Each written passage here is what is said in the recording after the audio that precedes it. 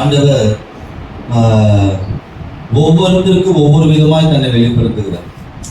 பாருங்க, ஒருத்தர் வியாதியா இருக்கும் பொழுது ஆண்டவர் மருத்துவராய் தன்னை வெளிப்படுத்துகிறார். ஒருத்தர் மனக்கவலையில் இருக்கும்போது அவர் தன்னுடைய சந்தோஷத்தின் தெய்வமாய் தன்னை வெளிப்படுத்துகிறார். ஒருத்தர் கண்ணீரோடு இருக்கும்பொழுது அவர்கள் கண்ணீரை துடைக்கிறவராய் தன்னை வெளிப்படுத்துகிறார்.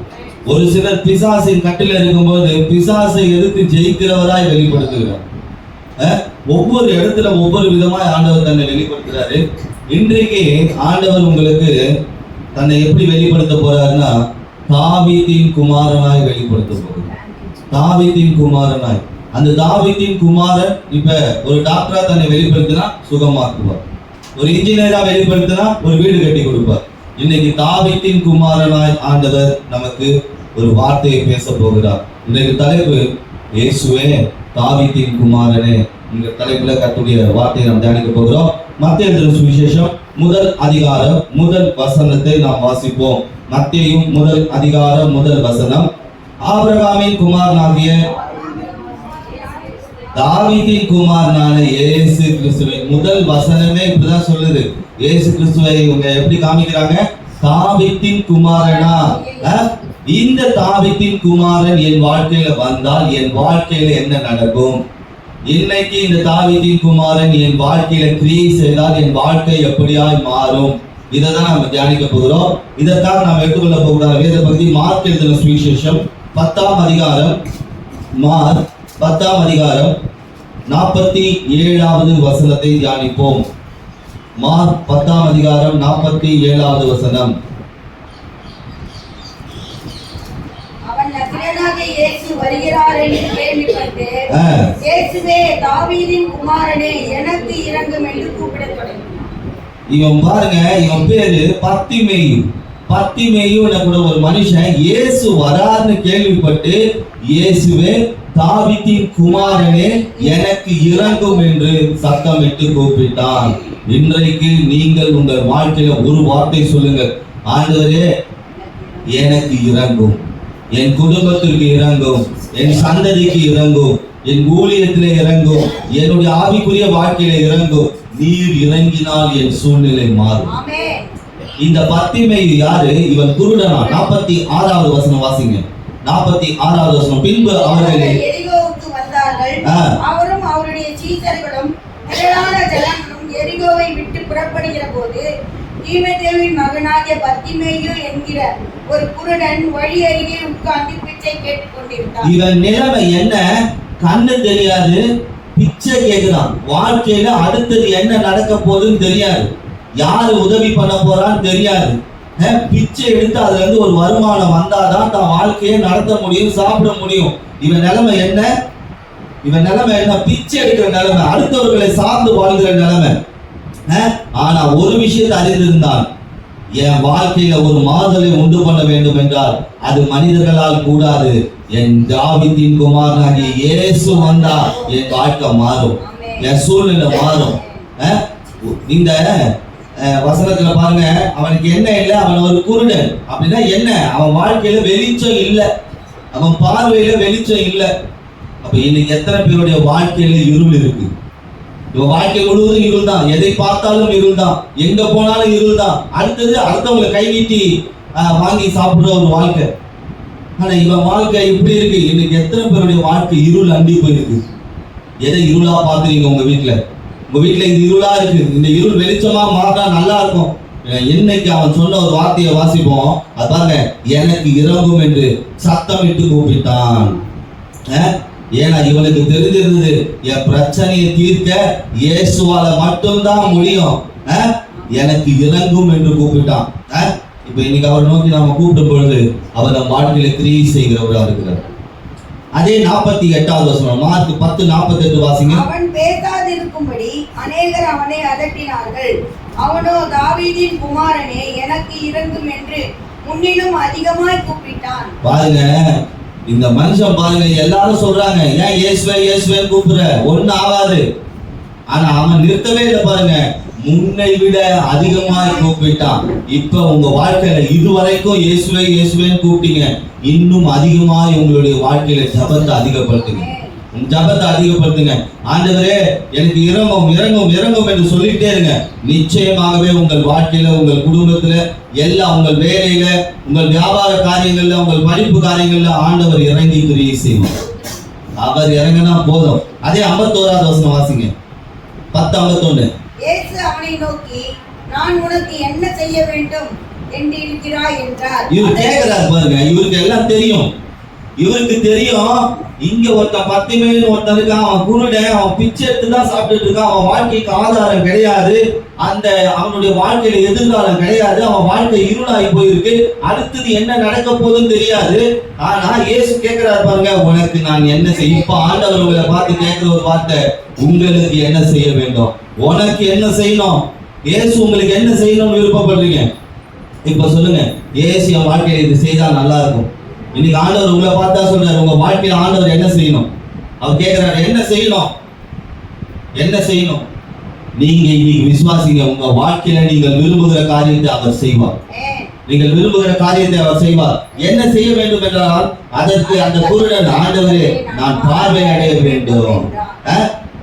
அவன் சொன்னான் பாருங்க, நான் பார்வை அடைந்தா போதும், நான் பார்வை அடைஞ்சிட்டேன்னா என் பிச்சை கேட்கிற நிலைமை மாறிடும். என் வாழ்க்கையில இருள் வந்துருச்சுன்னா, அந்த இருள், அதாவது இருள் வந்தது ஆனா வெளிச்சம் வந்துருச்சுன்னா, இனிமேல் நான் என்ன பண்ண மாட்டேன், பிச்சை எடுக்கிற நிலைமைக்கு போக மாட்டேன், என் வாழ்க்கையில மனிதனுடைய தயவை தேடி போக மாட்டேன். நீங்க என் வாழ்க்கையில வாங்க, ஏன்னா இயேசுதான் வெளிச்சம்னு சொல்லப்பட்டிருக்கிறது. இருள் நீக்கும் வெளிச்சம் யாரா? இயேசு. இன்னைக்கு நீங்க வாழ்க்கையில வாங்க, ஆண்டவரே நீங்க என்னுடைய வாழ்க்கையில வெளிச்சமா வாங்க, இப்படி சொல்லி பாருங்க, உங்க வாழ்க்கையில இருக்கிற இருள் எனும் வியாதி போயிடும், இருள் எனும் பொல்லாத வல்லமை போயிடும், இருள் எனும் தரித்திரம் போயிடும், இருள் எனும் பொல்லாத மனிதர்களுடைய தந்திரங்கள் போயிடும், எல்லாமே உங்கள் வாழ்க்கையில போயிடும். ஆனா மறுபடியுமாய் கூப்பிடுகிற அனுபவம் உங்களுக்கு தேவை, ஜெபிக்கிற அனுபவம் உங்களுக்கு தேவை. இவன் பாருங்க, என்னை சுத்தி எவ்வளவு பேர் என்னை தடுத்தாலும் சரி, எந்த சூழ்நிலை என்னை தடுத்தாலும் சரி, நான் இயேசு வராரு, தாவீதின் குமாரனா வராரு, அவரை பார்த்துட்டேன், அவர்கிட்ட ஒரு வார்த்தை பேசிட்டேன்னா என் பிரச்சனை தீர்ந்துடும். இன்னைக்கு எந்த இருள்ல இருக்கிறீங்க, இன்னைக்கு உங்கள் வாழ்க்கையில இருக்கிற இருளை மாற்றும்படிதான் இயேசு வந்திருக்கிறார். இவன் பாருங்க, மறுபடியும் கேட்கிறான், விட்டுறாதீங்க, நான் ஜெபிச்சு நடக்கல, விட்டுறாதீங்க, மறுபடியும் ஆண்டவருக்கு கேளுங்க. இன்றைக்கு ஆண்டவர் பாருங்க இதுதான் கேட்டார், உனக்கு என்ன வேண்டும், பார்வையடைய வேண்டும் என்றார். 52வது வசனத்தை வாசிங்க. நீ போகலாம்.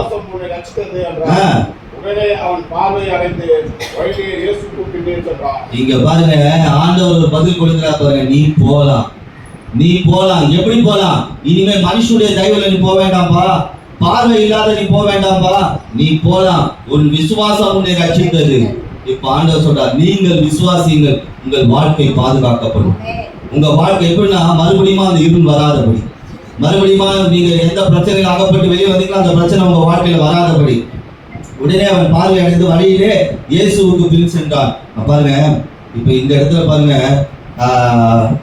இவன் வாழ்க்கையில் இருக்கிற இருளை மாற்ற இயேசு வல்லவராக செயல்பட்டார். இன்னைக்கு விசுவாசிங்க, என் வாழ்க்கையில இருக்கிற இருளை இயேசு மாற்றுவார்.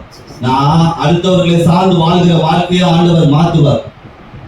இந்த இடத்துல ஒரே ஒரு விஷயம் தான், உங்களுடைய ஜபம் மறுபடியும் உங்களுடைய ஜபம் பூர்ணமா இருக்கும்போது ஆண்டவர் சொல்ற ஒரு வார்த்தை பாருங்க, இந்த இடத்துல இறங்கும் சொன்னா, அவர் சொன்னார், உன் விசுவாசம் உன்னை ரட்சித்தது. உடனே அவன் பார்வையிட்ட வழியிலே இயேசுவுக்கு பின் சென்றான். இங்கதான் ஆரம்பிக்கிற விஷயம். இங்க நிறைய பேர் என்ன பண்றோம், நம் பிரச்சனைகளுக்கு தீர்வு வந்தோம், உலகத்தின் பின்னாடி போயிடும். உலகத்தின் பின்னாடி போன பிறகு என்ன பண்ணுது, பிரச்சனை நம்மள ஆளுகை செய்ய ஆரம்பிச்சிருது. இவன் என்ன நடந்தாலும் சரி, இயேசுக்கு பின்னாக நான் போனா இனி என் வாழ்க்கையில் எந்த பிரச்சனையும் ஆளுகை செய்யவே முடியாது. அதற்கு அடிப்படை ஜெபம். அவன் என்ன பண்ணான், கூப்பிட்டான், மறுபடியும் என்ன பண்ணான், தாவீதின் குமாரனே அப்படின்னு மறுபடியும் கூப்பிட்டான். அப்ப நிச்சயமா ஜெபிக்கிற உங்கள் வாழ்க்கையில அவர் கிரியை செய்ய வல்லவர், உங்கள் வாழ்க்கையில இருக்கிற இருளை வெளிச்சமாய் மாற்ற வல்லவர். அதான் ஒரு பாடல் ஒண்ணு இருக்கு, ஒரு பாட்டு ஒண்ணு இருக்கு, ஜெபம் கேட்டீரையா தீரையா தள்ளாட விடவில்லையே தாங்கியே நடத்தினீரே தள்ளாட விடவில்லையே தாங்கியே நடத்தினீரே புகழென்று பாட்டு பாடி புயலென்று ஓய்ந்தது ஒரு ராகம் பிறந்தது. புகழ்கின்றேன் பாட்டு பாடி புயலென்று ஓய்ந்தது ஒரு ராகம் பிறந்தது. நன்றி அப்பா நல்லவரே, இன்றும் என்றும் வல்லவரே. பாருங்க, அவன் இது வரைக்கும் தள்ளாட்டம் ஆட்டம் கொடுத்துட்டு இருந்தது அவன் வாழ்க்கை. யாரையாவது பிடிச்சிக்கிட்டு தான் நடக்கணும், யாரையாவது பிடிச்சிக்கிட்டு தான் போகணும், யாருக்கிட்டயா கேட்டு தான் வாங்கி சாப்பிடணும். ஆண்டவர் தள்ளாட விடல. இன்னைக்கு உங்களை பார்த்து சொல்றாரு, அன்னைக்கு அந்த குருடோடைய வாழ்க்கையை தள்ளாடாதபடி நான் நடத்தினேன்னா இன்னைக்கு ஜீவனுள்ள தேவனை பார்க்க வந்திருக்கிறீங்க, அவர் வார்த்தையை கேட்க வந்திருக்கிறீங்க. நிச்சயமா உங்கள் வாழ்க்கையில தள்ளாட்டங்கள் மாற்றப்படும். அதற்கு நீங்க செய்ய வேண்டிய ஒரே ஒரு காரியம், நன்றி ஆண்டவர். ஆண்டவருக்கு எதுவுமே நம்ம பெருசா செஞ்சிட முடியாது. நன்றி ஆண்டவரே, உங்களை நான் மகிமைப்படுத்திக்கிட்டே இருப்பேன், உண்மை நான் பின்பற்றுவேன். என் சூழ்நிலை மாறினாலும் சரி நான் உண்மை பின்பற்றிக்கிட்டே இருப்பேன். இன்னைக்கு இந்த தாவீதின் குமாரன் என்ன பண்ணார்? ஒரு இருளான வாழ்க்கையில இருந்தவனுடைய வாழ்க்கையை வெளிச்சமாய் மாற்றினார். விசுவாசிங்க, உங்கள் வாழ்க்கையில் இருக்கிற இருள் நிச்சயமாய் வெளிச்சமாய் மாறும். இரண்டாவது காரியத்தை நான் சொல்லுகிறேன். மத்தேயு எழுதின சுவிசேஷம் 12ஆம் அதிகாரம் 22, 23 வசனங்களை வாசிப்போம்.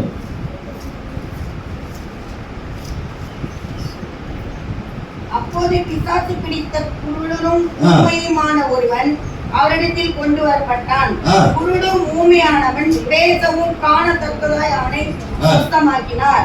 ஜனங்கள் எல்லோரும் ஆச்சரியப்பட்டு தாவீதின் குமாரன் இவர்தானோ என்றார்கள். பாருங்க, இங்க ஒருத்தன் எப்படி இருக்கானா, இவன் வாழ்க்கை எப்படி இருக்கு? பிசாசு பிடிச்சதுனால குருடாயிட்டான், ஊமையாயிட்டான். ஆனா இவனை பார்க்கவும் வச்சுட்டாரு, ஊமையை பேசவும் வச்சுட்டாரு. பாத்தீங்களா, மிராக்கிள்லாம் பார்த்தோம்னா பயங்கரமா இருக்கும். ஆண்டவர் செய்யறதெல்லாம் சும்மா நடுவில் நடந்ததுக்கான தீர்வுலாம் இல்லை. பிறவிலிருந்தே குருடனா இருந்திருப்பான், பிறவிலிருந்தே பேசாத இருந்திருப்பான். சில பிசாசின் வல்லமையினால் தாக்கப்பட்டு அப்படி இருந்திருப்பாங்க. ஆனா அவர்கள் எப்படி சரி செய்தார் பாருங்க. இதை பார்த்த ஜனங்கள் என்ன சொன்னாங்களா? ஆச்சரியப்பட்டார்கள். இவர்கள் ஆச்சரியப்பட காரணம் என்ன தெரியுமா? இவர் எந்த வல்லமையில் இதெல்லாம் செய்யறாரு.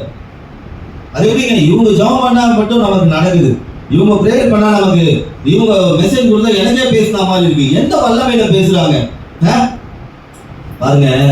அவர்கிட்ட ஒரு வல்லமை இருக்கு. அந்த வல்லமை தான் அவருடைய வார்த்தை. இன்னைக்கு நம்ம மத்தியில ஒரு வல்லமை இருக்கு பாருங்க. இன்னைக்கு இயேசு நம்ம மத்தியில ஆவியா இருக்கிறார், நம்ம கண்ணுக்கு தெரியல.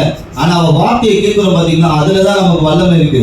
அப்ப அவருடைய வல்லமை நம்மளுடைய வாழ்க்கையில வரும் பொழுது, அது எப்படிப்பட்ட பிசாசின் காரியங்களா இருந்தாலும் சரி, அது எப்படிப்பட்ட குருட்டுத்தனமான காரியங்களா இருந்தாலும் சரி, அது பேச முடியாதபடி வாயை கட்டி வச்சிருந்தாலும் சரி, ஆண்டவர் சொல்றாரு, என் வல்லமை அந்த இடத்துல வெளிப்படும், என் வல்லமை அந்த இடத்துல வெளிப்படும்.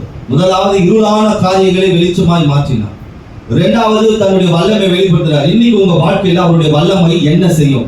என் வாழ்க்கையில ஒரு வல்லமை என்ன செய்யும்? நான் என்ன குருடாவா இருக்கேன், நான் என்ன செவிடாவா இருக்கேன், நான் என்ன ஊமையாவா இருக்கேன்? இன்னைக்கு இந்த வாழ்க்கையில, உங்கள் வாழ்க்கையில இயேசுவின் வல்லமை என்ன செய்யும்? யூதா 24வது வசனத்தை வாசிங்க. யூதா 24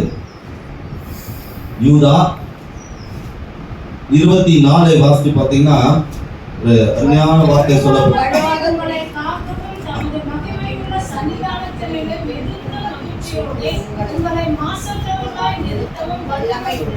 பாத்தீங்களா, அவருடைய வல்லமை எப்படி இருக்கா? வலுவாதபடி காக்க. எதுல வலிக்கின்னு போறீங்க? எதுல வலிக்கின்னு போயிட்டே இருக்கிறீங்க? ஏதோ ஒரு காரியத்தை காலை வச்சு வலிக்கிட்டு, நம்ம தெருவில் பாத்தீங்கன்னா மழை பெஞ்சு ரோடு நோண்டி நிறைய பேர் வலிக்க விழுந்தாங்க. அதுக்கு காரணம் சேரு. இன்னைக்கு வாழ்க்கையில வலிக்க விட என்ன காரணம்? நான் சொல்றேன் பாருங்க, இந்த வலுக்கிற சூழ்நிலையை அவர் மாத்திடுவார். அவர் வல்லமை வெளிப்படும். எது உங்களை வலிக்கிட்டு போகுது, ஏதோ ஒரு சூழ்நிலை உங்களை ஒரு வலுக்கத்தை என்ன தெரியுமா? ஒரு பக்கமா அப்படியே இழுத்துன்னு போகுது, ஒரு பக்கமா அப்படியே இழுத்துன்னு போய் கீழே தள்ளுது. இன்னைக்கு நான் சொல்றேன் பாருங்க, அவர் வல்லமை உங்கள் வாழ்க்கையில வலுவாதபடி உங்களை பாதுகாத்து கொண்டு வந்து தேவ சமூகத்தை நிப்பாட்டுமா.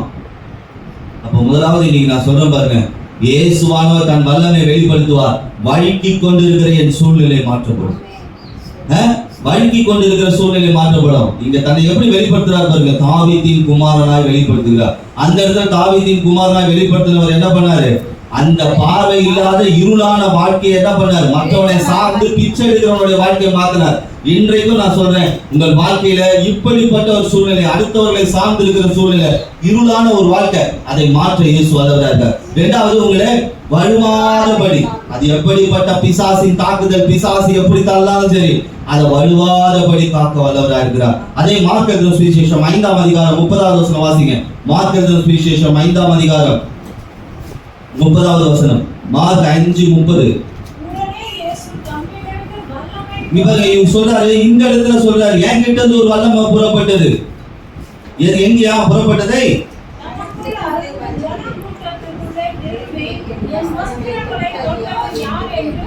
இங்க பாருங்க, இந்த அம்மாவுக்கு பெரும்பாடு, அநேக ரத்தப்போக்கு பிரச்சனை, வெளியே சொல்ல முடியல, வேதனை, மருத்துவர்கள் கிட்ட போய் செலவு பண்றாங்க, எவ்வளவோ காரியங்கள், ஆஸ்தி அழுத்து போடுறாங்க, மனிதர்களால் கைவிடப்பட்ட ஒரு சூழ்நிலை. இயேசுன்னு ஒருத்தர் இருக்கிறாரு, அவருடைய வஸ்திரத்தை தொட்டா போதும் என் வாழ்க்கையில ஒரு வல்லமை வெளிப்படும். இங்க பாருங்க, இந்த இடத்துல வியாதியா இருந்த இந்த அம்மாவை ஆரோக்கியம் அடைய செய்தார்.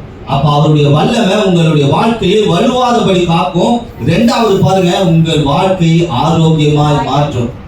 எத்தனை பேருக்கு ஆரோக்கியம் வேணும்? நீ சொல்ல, ஆண்டவரே, நீ தாவீதின் குமாரனா எங்கள் மத்தியில வந்திருக்கிறேன், என் வாழ்க்கையில் உங்க வல்லமை வெளிப்படும், வல்லமை வெளிப்படும்.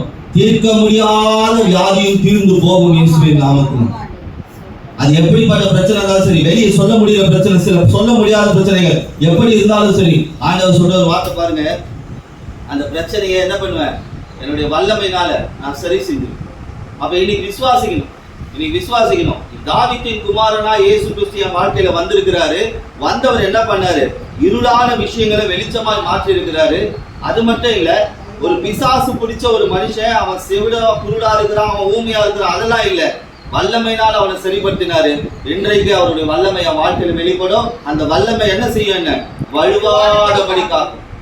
வழுவாதபடி மட்டும் இல்ல, அந்த வல்லமை என் வாழ்க்கையில ஒரு ஆரோக்கியத்தை கொண்டு வரும். என்ன நமக்கு மட்டும் இல்லைங்க, நம்ம குடும்பத்துல யாருக்காவது பலவீனம், தீர்க்க முடியாத பிரச்சனைகள், வியாதிகள் இருந்தாலும் சரி, அதை ஆண்டவர் என்ன செய்வார்? தன்னுடைய வல்லமையினால் அதை சரி செய்வார். எபிரேயர் 2ஆம் அதிகாரம் 18வது வசனம் எடுப்போம். எபிரேயர் 2ஆம் அதிகாரம்.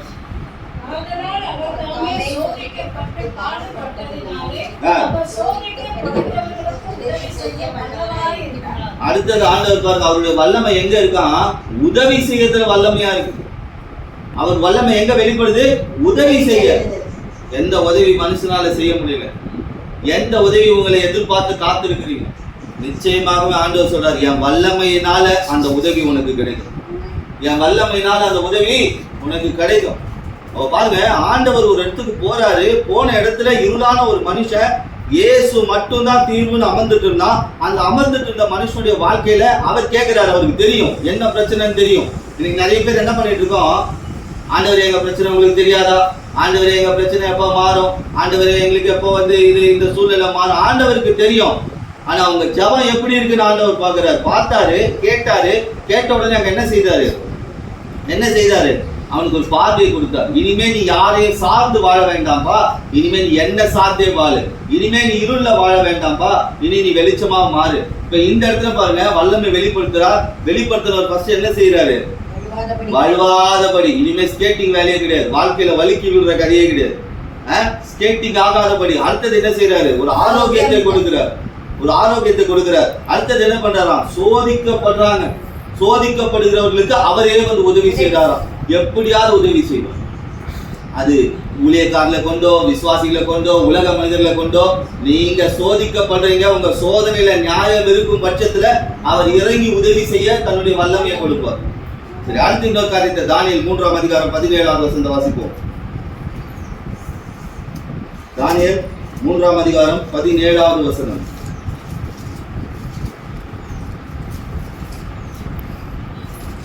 நாங்கள் ஆராதிக்கிற எங்கள் தேவன் எங்களை தப்புவிக்க வல்லவராய் இருக்கிறார். அவர் எரிகிற அக்கினி சூளைக்கும் ராஜாவாகிய உம்முடைய கைக்கும் நீங்க பாருங்க, இங்க ஒரு 4 பேர் அந்த ராஜா என்ன சொல்றான்? நீங்க இயேசுன்னு போனா, நீங்க இயேசு ஆராதனை பண்ணா, அவங்களை தூக்கி செங்கல் சூளையில போட்டுருவேன், நெருப்புல போட்டுருவேன் அப்படின்னு சொல்றான். யார் அப்படி சொல்லுவா? பிசாசு தான் அப்படி சொல்லும். பிசாசு தான் என்ன பண்ணும், இயேசு கிட்ட போவாதேன்னு சொல்லும். ஆனா பாருங்க, இவங்க போட்டு அப்படி பண்ணீங்கன்னா உங்களை நெருப்புல தூக்கி போட்டுருவேன், நீங்க ஆராதனை இந்த இதெல்லாம் பண்ணீங்கன்னா உங்களை தூக்கி நெருப்புல போட்டுரும் அப்படின்னு சொல்றான். ஆனா இவன் சொல்ற வார்த்தைகளை கேட்டீங்களா, நாங்கள் ஆராதிக்கிற எங்கள் தேவன் எங்களை தப்புவிக்க வல்லவர். இங்க தன்னுடைய வல்லமைய அங்க சொல்றாங்க பாருங்க. இன்னைக்கு நீங்களும் எப்படிப்பட்ட உலக மனிதனுடைய பிடியில மாட்டிட்டு இருந்தாலும் சரி, எப்படிப்பட்ட உலக மனிதர்கள் உங்களை நெருக்கினாலும் சரி, எப்படிப்பட்ட பொல்லாத வல்லமைகள் உங்களை அழிச்சிருவேன்னு சொன்னாலும் சரி, உங்களை தப்புவிக்க அவர் வல்லவராக இருக்கிறார். உங்கள் வாழ்க்கையில எந்த சூழ்நிலையில் நீங்கள் மாட்டினாலும் அதுல இருந்து அவர் தப்புவிக்க வல்லவராக இருக்கிறார். அவருடைய வல்லமை எப்படியெல்லாம் வெளிப்படுத்து பார்த்தீங்களா? ஏதோ பிடிச்சு வச்சிருக்காங்க, என்ன ஒரு வியாதி பிடிச்சு வச்சிருக்கு, என்ன ஒரு சாபம் பிடிச்சு வச்சிருக்கு, என்ன ஒரு தருதலம் பிடிச்சு வச்சிருக்கு, என்ன ஒரு பொல்லாத வல்லமை பிடிச்சு வச்சிருக்கு, என்ன ஒரு பொல்லாத அசுத்தாவை பிடிச்சு வச்சிருக்கு. அடிக்கடிக்கு அது என்ன அலவெளிக்குது. ஆனா ஆண்டவர் சொல்றாரு, எப்படிப்பட்ட வல்லமை உன்னை பிடிச்சு வைக்கலாம் சரி, உனக்குள்ள ஒரு விசுவாசம் வரட்டும். நான் ஆராதிக்கிற இயேசு என்னை தப்புவிக்க வல்லவர், அவர்கிட்ட தப்புவிக்கிற வல்லமை இருக்கு. இருக்கா இல்லையா? இருக்கு. அப்படி சொல்லும், இருக்கு. அவர் என்னை தப்புவிப்பார். அப்ப இன்றைக்கு முதலாவது தாவீதின் குமாரனாகிய இயேசு கிறிஸ்து என்ன செய்தார்? தன்னை எப்படி வெளிப்படுத்தினார்? இருள் நீக்கும் வெளிச்சமா தன்னை அந்த குருடனுக்கு வெளிப்படுத்தினார். பிச்சை எடுக்கிற நிலைமையை மாற்றி என்னால உன்னை ஆசீர்வதிக்க முடியும் தன்னை வெளிப்படுத்தினார். இனிமே நீ உலகத்துக்கு பின்னாடி அல்லப்பா, என் கூடவே வா, இனி வெளிச்சமான வாழ்க்கையை நீ பார்ப்பேன்னு சொல்லி அவன் என்ன பண்ணான்? அவர் பின்னாடியே போனான். அடுத்தது ஒரு மனுஷன், அந்த உலக மனுஷன் சொல்றான், இவர் தாவீதின் குமாரனும். ஏன்னா இவர் பயங்கரமான வல்லமையான காரியங்களை செய்யறாரு. என்ன வல்லமை செய்ய போறாரு? என் வாழ்க்கையில் வலுவாதபடி காக்க போறாரு. அடுத்தது எந்த சூழ்நிலையில எப்படிப்பட்ட மனிதர்களால, மருத்துவர்களால, பணத்தால தீர்க்க முடியாத வியாதிய என் வாழ்க்கையிலிருந்து அவர் என்ன பண்ண போறாரு?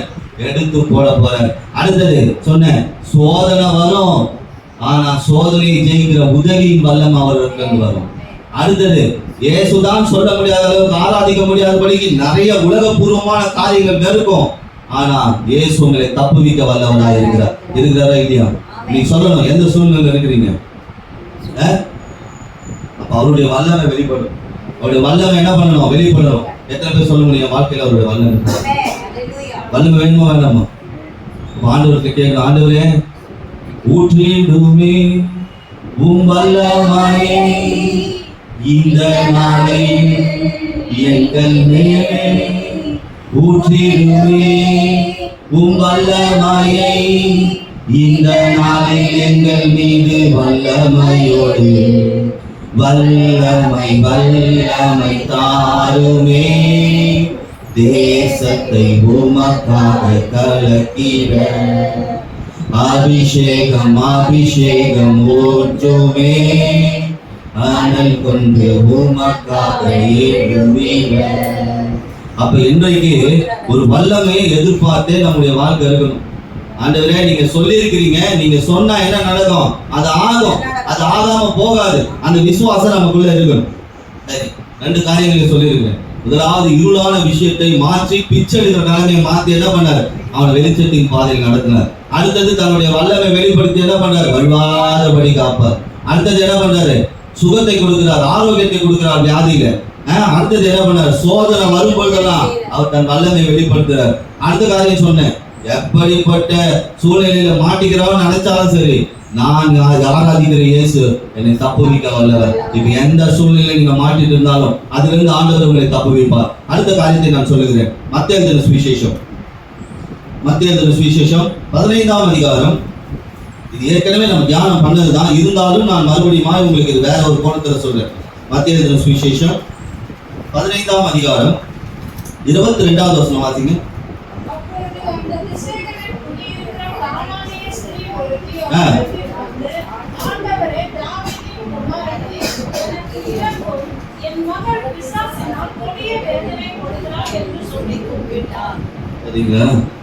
இது ஏற்கனவே வெள்ளிக்கிழமை நம்ம பேசுறதுதான்.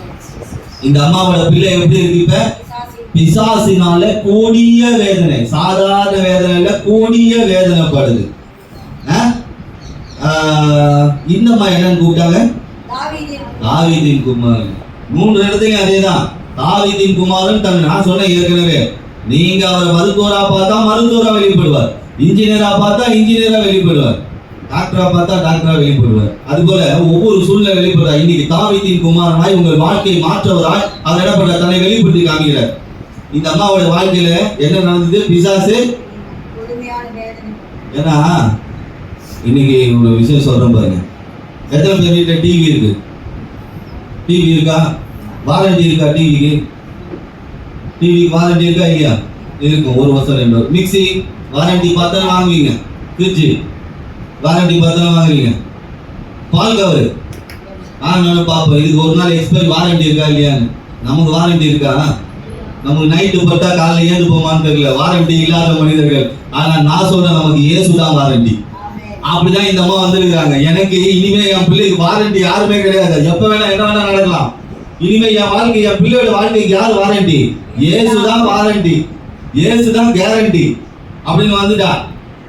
இந்த பிள்ளை 25வது வசனம், அவள் வந்து ஆண்டவரே எனக்கு உதவி செய்யும் என்று அவரை பணிந்து கொண்டார். பணிவு. தாவீதின் குமாரனாகிய இயேசு கிறிஸ்துவ உதவி கேட்கிற அடுத்தது பணிவு வந்துருச்சு. அப்ப பாருங்க, ஆண்டவராகிய இயேசுவின் உதவி இல்லாம ஒரு மனுஷன் நிச்சயமா வெற்றியின் வாழ்க்கை வாழ முடியும். வெற்றிகள் வரும், ஆனா என்ன பண்ணும்? வந்ததும் தெரியாது, போனதும் தெரியாத போயிடும். உலகபூர்வமா வரக்கூடிய வெற்றி. அப்ப இன்றைக்கு இந்த அம்மா வந்திருக்கிறாங்க. என் பிள்ளையோட வாழ்க்கையில இப்படிப்பட்ட ஒரு பிசாசு இருக்கு, அது வெளியே சொல்ல முடியாத பிசாசு. நீங்க நிறைய பெற்றோர்களுடைய இருதயத்தில் அப்படி இருக்கு. பிள்ளைகளுடைய வாழ்க்கையில எந்த பிசாசு பிடிச்சிருக்கு? வியாதி பிடிச்சிருக்கு, பொல்லாத வல்லமை பிடிச்சிருக்கு, வெளியே சொல்ல முடியாத. இன்னைக்கு இந்த அம்மா சொல்லிட்டாங்க, நீங்க தான் வாரண்டி அண்ட் கேரண்டி. என் பிள்ளைக்கு நீங்க தான் வாரண்டி அண்ட் கேரண்டி. இன்னைக்கு இப்படி சொல்லுங்க, என் குடும்பத்துக்கு நீங்க தான் வாரண்டி அண்ட் கேரண்டி ஆண்டவரே. நாளைக்கு என்ன நடக்கும் தெரியாது, ஆனா உங்க வாரண்டி உங்க கேரண்டி இருந்தா பிரச்சனையே கிடையாது.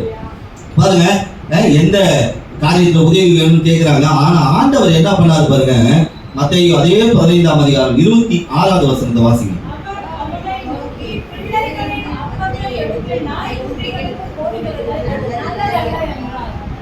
இந்த அம்மா வந்து உதவி கேட்கிறாங்க. இயேசுவே என் பிள்ளையை சரி பண்ணுங்க, என் பிள்ளைக்கு வந்து இந்த மாதிரி ஒரு பிசாசு பிடிச்சிருக்கு, அதை ஆட்டி படைக்குது அப்படின்னு கேட்குறாங்க. ஆண்டவர் கொடுத்த பதில் பார்த்தீங்களா? அம்மா, என்கிட்ட இருக்கிற அப்பம் எல்லாம் என் பிள்ளைங்களுக்கு, நாய் குட்டிகளுக்கு போட முடியுமா? இப்போ என்கிட்ட வந்து ஒரு விசுவாசி, ஏதோ ஒரு விசுவாசி என்கிட்ட வந்து, பாஸ்டர் எனக்காக ஜெபம் பண்ணுங்க, எனக்காக கொஞ்சம் உற்சாகமா ஜெபம் பண்ணுங்க பாஸ்டர் அப்படின்னு சொல்றாங்கன்னு வச்சுக்கோங்க. நான் அம்மா, என் ஜெபம் ஃபுல்லா என் விசுவாசிகளுக்கு தான், உங்களுக்குலாம் கிடையாது அப்படின்னு சொல்லுங்க. அதுவும் ஒரு வார்த்தை கொடுக்குறேன்னு வச்சுக்கோங்க, அந்த நாயெல்லாம் நான் ஜெபிக்க முடியாது அப்படின்னு சொல்றேன்னு வச்சுக்கோங்க. அவ்வளவுதான், பாஸ்டர் என்ன நாயின்னு சொல்லிட்டாரு. என்னதான் குறிப்பிட்டு சொல்லி இருக்கிறாரு, அது வேற. அப்படி வந்துடும். ஆனா இந்த அம்மா பாருங்க, இந்த அம்மாவை பார்த்து ஆண்டவர் அப்படின்னு சொல்லிட்டாரு, என்கிட்ட இருக்கிற வல்லமை, என்கிட்ட இருக்கிற அந்த தெய்வீக காரியம், என்கிட்ட இருக்கிற ஆசீர்வாதம், என்கிட்ட இருக்கிற பிசாசுக்கான விடுதலை எல்லாமே என் பிள்ளைகளுக்கு. பாருங்க, பிள்ளைகளின் அப்பத்தை எடுத்து நாய்க்குட்டிகளுக்கு போடுகிறது நல்லதல்ல என்றார். அடுத்த வசனம் வாசிங்க. மெய்தான ஆண்டவரே, நல்ல கவனிங்க, இந்த ஒரு வார்த்தையை நல்ல கவனிங்க. ஆண்டவர் இவரை சோதிக்கிறார், சரி செய்ய மாட்டேன்னு சொல்லல, சோதனை வச்சு பார்க்கிறாரு, இவன் மனநிலை எப்படி இருக்கு அப்படின்றத சோதிச்சு பார்க்கிறாரு. ஆனா இந்த அம்மா நம்ம அப்படி சொன்னேன்னு வச்சுக்கோங்களேன், யோ பயாசதா அப்படின்ட்டு போயிடணும். நம்ம கிட்ட இயேசு சொல்றாருன்னு வச்சுக்கோங்க, மகனே மகளே, சபையில வந்து நீ ஞானஸ்தானம் எடுத்த பிறகுதான் உனக்கு விடுதலை அப்படி சொன்னா பயாசதான்ட்டு போயிடுவாங்க. இயேசு. ஆனா இந்த அம்மா சொன்ன உடனே அந்த அம்மா, மெய்தான் ஆண்டவரே, நீங்க என்ன சொன்னாலும் நீங்க தான் என்னை ஆண்டு கொள்கிறவர், நீங்க தான் என் பிரச்சனையை தீர்க்க முடியும் ஆண்டவரே. ஆகிலும் நாய்க்குட்டிகள் தங்கள் எஜமானின் மேஜிலிருந்து விழும் துணிக்கைகளை தின்னுமே என்றார். எப்படி சொன்னா பாருங்க, நீங்க உங்க பிள்ளைங்களுக்கே கொடுங்க, 1-2 கீழே விழுமே, அதை நான் எடுத்துக்கிட்டேன் என் பிள்ளைங்க. என்ன மாதிரியான ஒரு சென்டிமெண்ட் டச் பாத்தீங்களா? பைபிள்ல ஒரு பெரிய சென்டிமெண்ட்னா அது இதுதான்.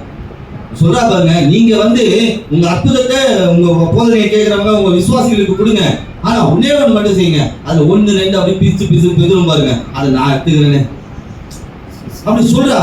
சொன்ன உடனே பாருங்க 28வது வசனத்துல, இயேசு அவருக்கு பிரத்யுத்தரமாக, ஸ்ரீயே ஒரு விசுவாசம் பெரியது. இன்னைக்கு ஆண்டவர் சொல்றாரு, நீங்க உங்க பிள்ளைக்காக, உங்க எதிர்காலத்துக்காக, உங்க குடும்பத்துக்காக ஆண்டவர் இடத்துல வந்து நிற்கும் போது அவர் சில சோதனைகளின் முடிவு உங்கள் வாழ்க்கையில் ஒரு பெரிய ஆசீர்வாதத்தை கொண்டு வரும். இந்த சோதனை முடிவு உங்க வாழ்க்கையில எதை கொண்டு வரும்? பெரிய ஆசீர்வாதத்தை கொண்டு வரும். என்ன சொன்னார் பாருங்க, இயேசு கிறிஸ்து, ஸ்திரீயே உன் விசுவாசம் பெரிது, நீ விரும்புகிறபடி உனக்கு ஆக கடவுள் என்றார். அந்நேரமே அவள் மகள் ஆரோக்கியமானார். இதை வெள்ளிக்கிழமை பேசினேன். இந்த விசுவாசம், இந்த விசுவாசம் ரொம்ப எப்ப இன்னொரு விஷயம் பாருங்க, இவ தன்னை தானே எப்படி தாழ்த்துறா பாருங்க. இயேசுக்கு என்ன தாழ்மை இல்லை. அப்படிலாம் நம்ம சொன்னா அடுத்த சர்ச்சைக்கு வர மாட்டாங்க, பயசம் அப்படின்றாங்க. ஆனா இது எவ்வளவு தாழ்மை பாருங்க. நீங்க என்ன சொன்னாலும் பரவாயில்ல, நீங்க சொல்ற வார்த்தையிலே எனக்கு ஒரு பெரிய ஆசீர்வாதம் இருக்கு அப்படின்றத இவன் தெளிவா தெரிஞ்சு தன்னை தாழ்மைப்படுத்தினான். எங்க தாழ்மை இருக்கோ, எங்க கீழ்ப்படுத்தல் இருக்கோ, அங்கேயே மேற்படி போயிடும். எங்க நம்மை தாழ்த்துகிறோமோ அங்கேயே நாம உயர்த்தப்படும். இந்த தாழ்மை தான் உங்க இயேசுக்கு மேல கொண்டு போய் உங்களை ஆசீர்வாதத்துக்குள்ள நடத்துறது. இப்ப இந்த அம்மா சொன்ன உடனே என்ன ஆச்சு? விசுவாச கடவுள் அந்நேரமே அவள் மகள் ஆரோக்கியமானான். சொல்ல பாருங்க, அந்த நேரமே உங்க பிரச்சனை சரியாகும். சில சோதனைகள் வரும். தாவீதின் குமாரனாக இயேசு கிறிஸ்து சில சோதனைகளை வச்சு பார்க்கிறாரு. ஆனா சோதனை மத்தியில உங்கள் வாழ்க்கையில உங்களுடைய விசுவாசம் சோதிக்கப்படும். ஆனா பொன்னை போல விளங்குது. பிரச்சனைகளுக்கு தீர்வு பாருங்க. அன்றைக்கு இயேசு வந்தார், அந்த குருடனுடைய வாழ்க்கையில வந்தார். அவன் சொன்னான், ஆண்டவரே தாவீதின் குமாரனே எனக்கு இறங்கும். ஜெபம் விடாது ஜெபித்தான். ஆண்டவர் அவனுடைய வாழ்க்கையில இருந்து இருளை மாத்தினார். பிச்செடுத்து சாப்பிடுற வாழ்க்கையை மாத்திட்டார். இயேசு பின்னாடியே போக ஆரம்பிச்சான். இரண்டாவது, தன்னுடைய வல்லமை வெளிப்படுத்தினார். வலுவாதபடி, ஆரோக்கியம் தரும்படி, உங்களை பாதுகாக்கும்படி, உங்களுக்கு சோதனையிலிருந்து உங்களை ஜெயிக்கும்படி உங்களுக்கு ஒரு வாரண்டியை கொடுத்துருக்கிறார். இனிமே வீட்டுக்கு போன யோசிக்கும், எனக்கு வாரண்டி எங்க அப்பா அம்மா கிடையாது, என் வீடு கிடையாது, எனக்கு வாரண்டி இயேசு தான். வாரண்டி அண்ட் கேரண்டி நல்லா ஞாபகம் வச்சுக்கோங்க. நம்ம போனோம்னா, கடைக்கு போனோம்னா குக்கர் வாங்கினா என்ன பார்ப்போம்? ISO 9000, 2000, 2005. இப்போல்லாம் பிஸ்கெட் வாங்கினா கூட எக்ஸ்பைரி பார்க்குறோம். அதுக்கெல்லாம் வாரண்டி இருக்காங்க. நமக்கே வாரண்டி கிடையாது, அடுத்த நிமிஷம் வாரண்டி இல்லை. ஆனா பாருங்க, இயேசுவை விசுவாசிக்கிறவர்களுக்கு வாரண்டியும் உண்டு, கேரண்டியும் உண்டு. சரி, ஓகே. அடுத்த காரியத்தை நாம் தியானிப்போம். ரோமர் முதல் அதிகாரம் 5வது வசனம் 7வது வசனத்தை வாசிப்போம்.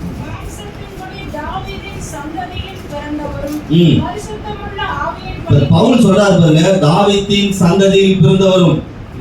இவரும் தாவீதின் குமாரன் தான் சொல்றாரு.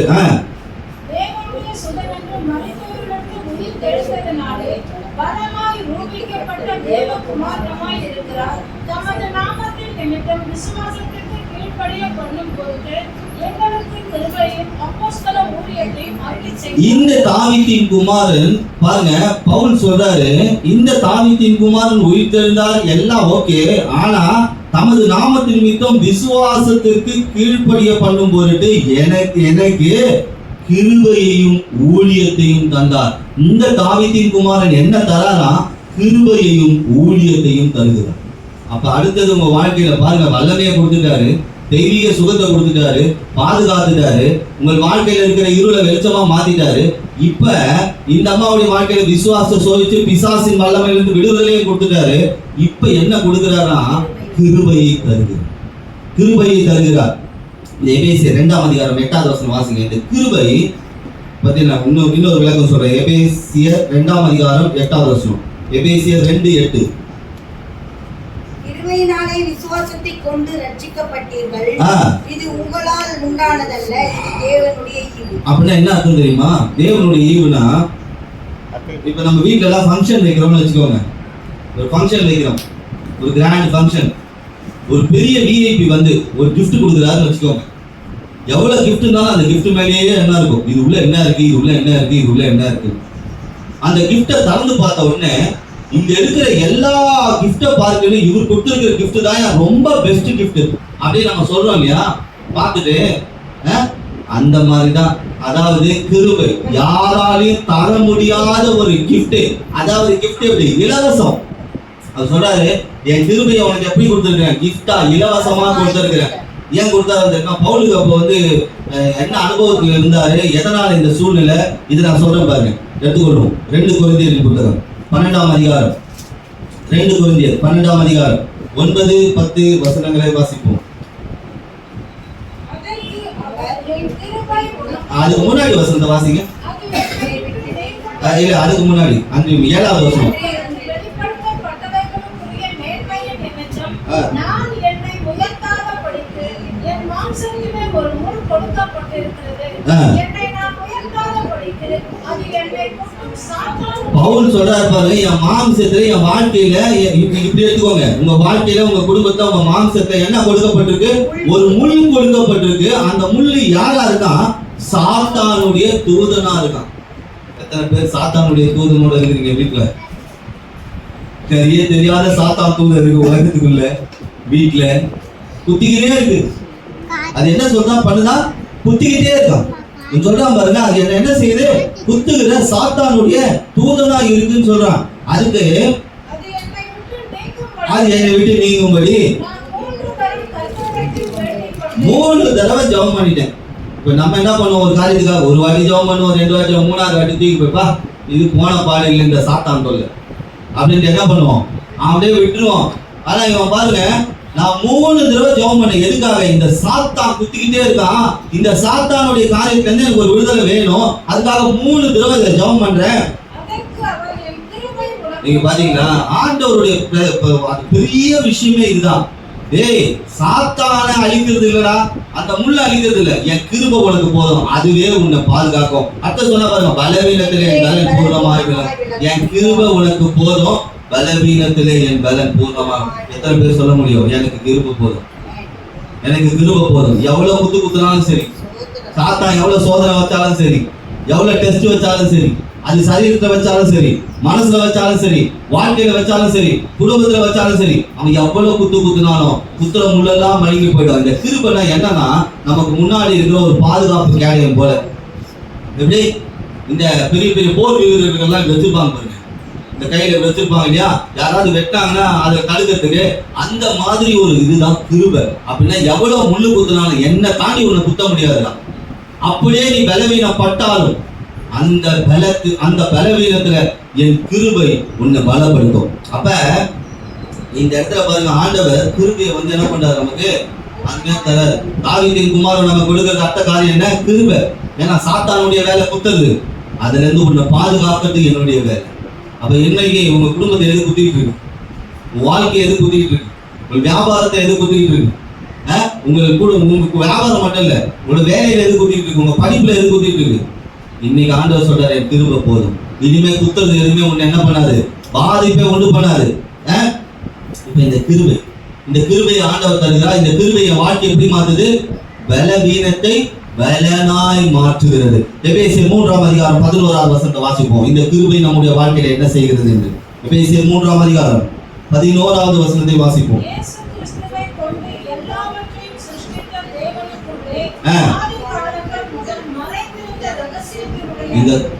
வாசிங்க.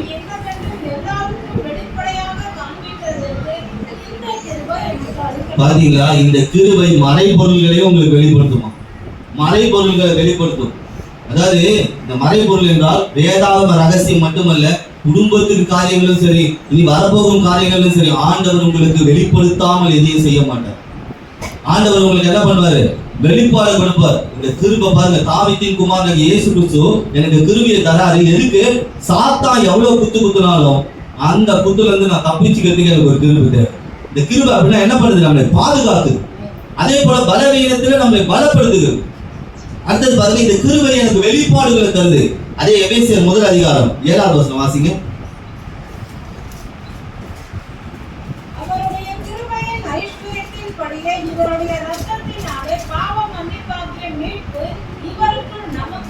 இந்த இடத்துல பாருங்க, கிருபையினாலே ஐஸ்வர்யத்தின்படி. இப்ப கிருபை என்னவா மாத்துதா உங்க ஐஸ்வர்யம் மாத்தா அப்படின்னா உங்க தரித்திரத்தை கிருபை மாற்றுகிறது. உங்க தரித்திரம் அவருடைய கிருபையினாலே எப்படி மாற்றப்படுகிறதா? ஐஸ்வர்யமா மாற்றப்படும். அதே 2ஆம் அதிகாரம் 6ஆவது வசனம் இன்னும் தெளிவா சொல்லப்பட்டிருக்கு. அதே எபேசியர்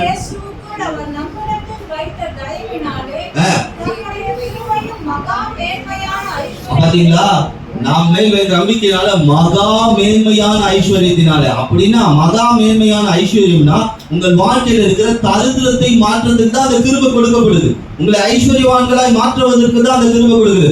இப்ப சொல்லும் பாருங்க, என் வியாதியை நீக்குகிறவர் மட்டுமல்ல, என்னுடைய இருளை நீக்குகிறவர் மட்டுமல்ல, என்னை வலுவாதபடி காப்பவர் மட்டுமல்ல, எனக்கு உதவி செய்பவர் மட்டுமல்ல, என் சூழ்நிலையை மாற்றுகிறவர் மட்டுமல்ல, என் தரித்திரத்தை ஐஸ்வர்யவான் மாற்றும்படிதான் தாவீதின் குமாரன் பூமியில வந்திருக்கிறார். இன்னைக்கு இதை விசுவாசி. இதை விசுவாசிங்க. என் வாழ்க்கை இனி தரித்திரமா முடியாது. என் வாழ்க்கை இனி எப்படி முடியும்? ஐஸ்வர்யமா முடியும். என் வாழ்க்கையில ஒரு நேரத்துல ஐஸ்வர்யத்தை நான் பார்த்தேன், இப்படியாய் வாழ்ந்தேன், அப்படியே வாழ்ந்தேன் இல்லைங்க. அதுக்கும் மேன்மையான ஐஸ்வர்யம், அதற்கும் மேன்மையான ஒரு செழிப்பை கர்த்தர் கொடுப்பார் உங்க வாழ்க்கையில. அது மட்டும் இல்ல, இந்த கிருபை நமக்கு ஐஸ்வர்யத்தை தருகிறது. இப்ப நாம விசுவாசிக்கணும். அன்றைக்கு தாவீதின் குமாரனே கூப்பிட்டான் ஒருத்தன், அவன் வாழ்க்கையில இருக்கிற இருள் மாறுச்சுன்னா இன்னைக்கு என் வாழ்க்கையில இருக்கிற இருள் மாறும். அடுத்தவங்களை சார்ந்து வாழ்ந்த வாழ்க்கை அது மாறும்.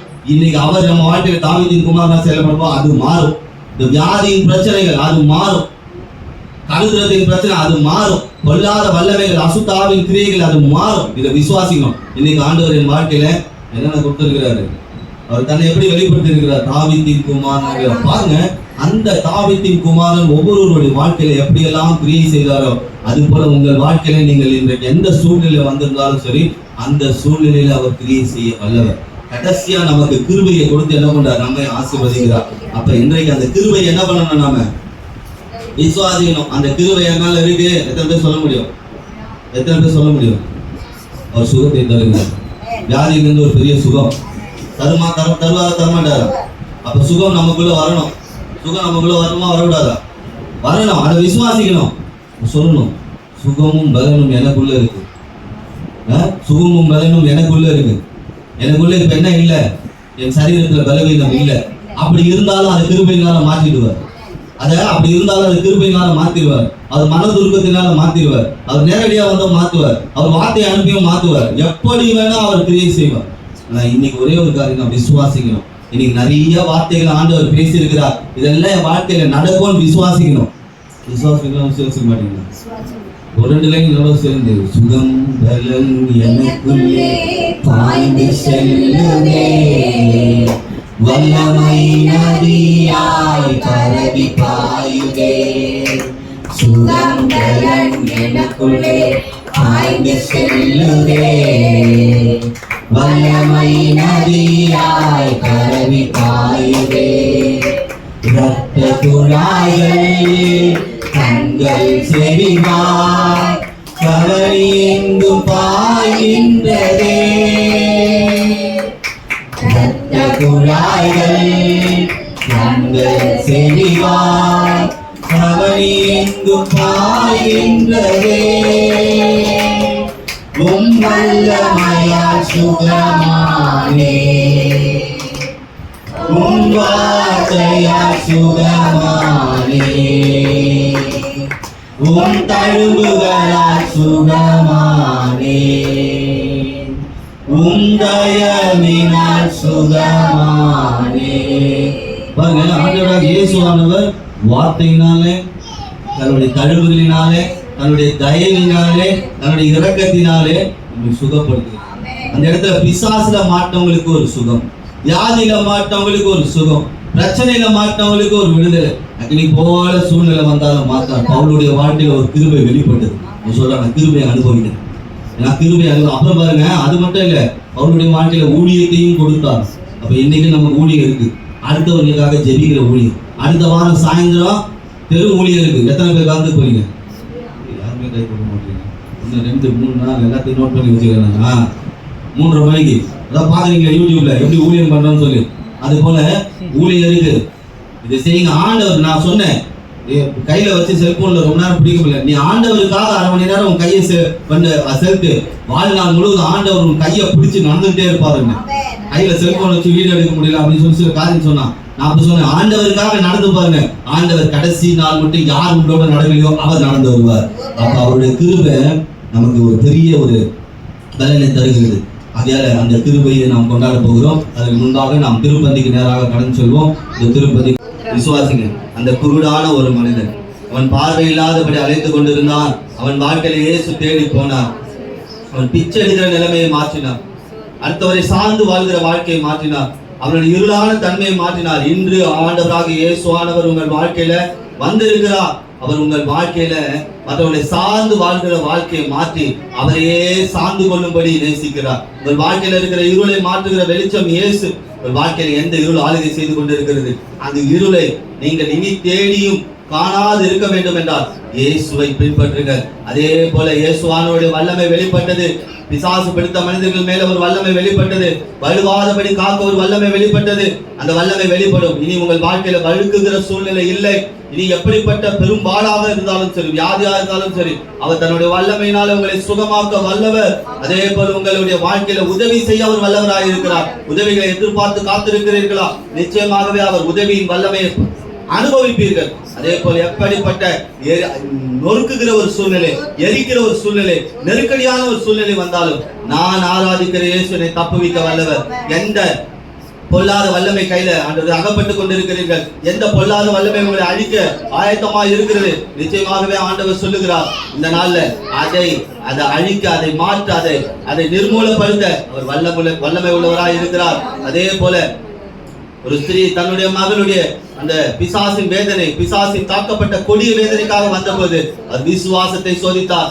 நமக்குள் விசுவாசம் கிரியை செய்யும்படி இருக்குமானால், இந்த கீழ்ப்படிதல் இருக்கும் பட்சத்துல ஆண்டவர் அதை உங்கள் வாழ்க்கையிலிருந்து முற்றிலுமாய் மாற்றுவார். எப்படிப்பட்ட பிசாசின் தந்திரங்கள், பொல்லாத வல்லமைகள் வந்தாலும் அதை மாற்ற அவர் வல்லவர். பவுலுடைய வாழ்க்கையில சாத்தான் ஒரு முள்ளினால் குத்தினான். அந்த சாத்தானின் அந்த முல்லை மாற்றவில்லை, ஆனால் ஆண்டவர் கிருபையை கொடுத்து அந்த சாத்தானுடைய போக்கிலிருந்து அவனை தப்பித்துக் கொள்ளும்படியான வழியை உண்டு பண்ணினார். அந்த கிருபையின் மூலமாக வெளிப்பாடு, அந்த கிருபையின் மூலமாக உங்கள் வாழ்க்கையில் இருக்க தந்திரங்கள் மாறும் என்று நாங்கள் பார்த்தோம். இதை விசுவாசிகள், நிச்சயமாக உங்கள் வாழ்க்கையில தாவீதின் குமாரனாகிய இயேசு கிறிஸ்துவானவர் கிரியை செய்வார். அவர் சொன்ன வார்த்தைகள், எல்லா வார்த்தைகளும் ஒன்றும் தரையில வீழ்ந்து போவதில்லை. எல்லாம் உங்கள் வாழ்க்கையில அப்படியே ஆம் என்றும் ஆமென் என்றும் நிறைவேறும் என்று இயேசுவின் நாமத்தினால் ஆசீர்வதிக்கிறேன். கர்த்தர் பெரிய காரியங்களை செய்யும். இயேசுவின் நாமத்தால் ஜெபித்து ஜெயம் எடுக்கிறோம் பிதாவே.